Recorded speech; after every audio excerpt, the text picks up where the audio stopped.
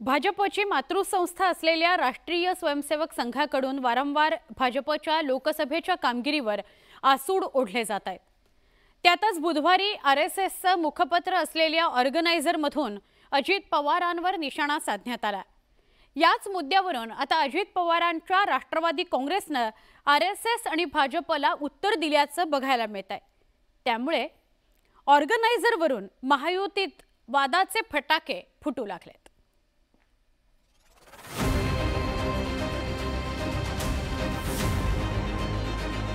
उत्तर प्रदेश मधल्या पराजयाचे श्रेय कुणाला देत आहे? देशभरामध्ये जागा घटल्या त्याचं श्रेय कुणाला देणार?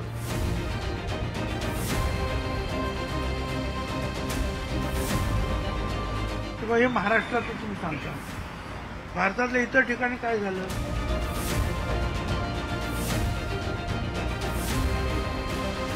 राष्ट्रीय स्वयंसेवक संघाचं मुखपत्र असलेल्या ऑर्गनायझरमधून लोकसभा पराभवाचं खापर अजित पवारांवर फोडल्यानंतर आता ही टीका अजित पवारांच्या राष्ट्रवादी काँग्रेसच्या चांगलीच जिव्हारी लागली आहे।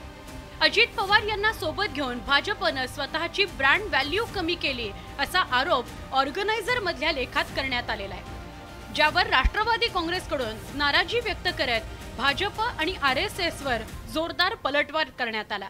विजय झाला की तो संघाचा आणि पराजय झाला की अजितदादाचा।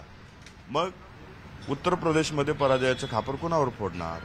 मग कदाचित असं अजितदादावरती खापर फोडून किंवा राष्ट्रवादीचा ब्रँड डॅमेज करून नेमकं कुणाला काय साध्य करायचंय हा प्रश्न माझ्यासारख्या कार्यकर्त्याला पडला। ज्यावेळेस तुम्ही आमच्या ब्रँडवरती याल तेव्हा आम्हाला उत्तर देणं आम्ही कर्मप्राप्त समजतो। हे महाराष्ट्राचं तुम्ही सांगता, भारतातल्या इतर ठिकाणी काय झालं? फक्त महाराष्ट्रातच थोडा सेटबॅक बसला का? इतर ठिकाणी सुद्धा बराचसा सेटबॅक बसलेला आहे। म्हणून तर मग हे जे आहेत नितीश कुमार आणि काय चंद्राबाबू वगैरे त्यांना घेऊन जे आहे सगळं व्यवस्थित सरकार करावं लागलं। जे अलायन्स धक्का सगळीकडे बसलेला। राष्ट्रीय स्वयंसेवक संघाकडून भाजपला खडे बोल सुनावले जात असताना आता राष्ट्रवादी काँग्रेसनेही संघाला प्रत्युत्तर द्यायला सुरुवात केली आहे। त्यामुळे भाजपची कोंडी झाल्याचं दिसतंय।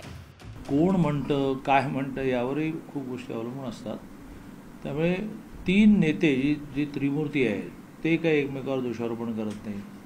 त्या त्रिमूर्तींचं त्यांचं म्हणून राज्याचं एक नेतृत्व आहे, आमचं एक नेतृत्व आहे, अजितदादांचं एक आहे, एकनाथजींचं आहे, ते काय असं म्हणत नाहीत। ऑर्गनायझरवरून महायुतीत फटाके फुटू लागल्यानंतर महाविकास आघाडी तरी टीकेची संधी कशी सोडणार?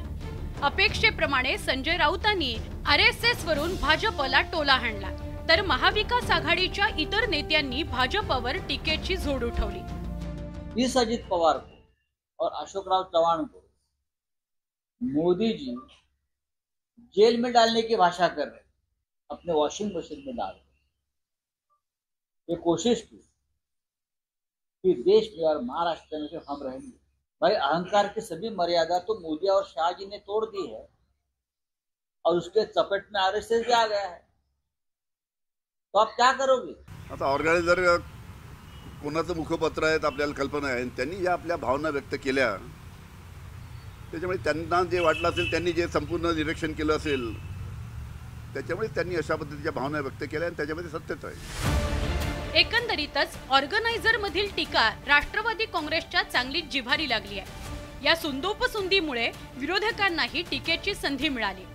सध्या ऑर्गनायझरच्या लेखामुळे महायुतीच्या समन्वयाचं ऑर्गनायझेशन बिघडलेलं दिसतंय।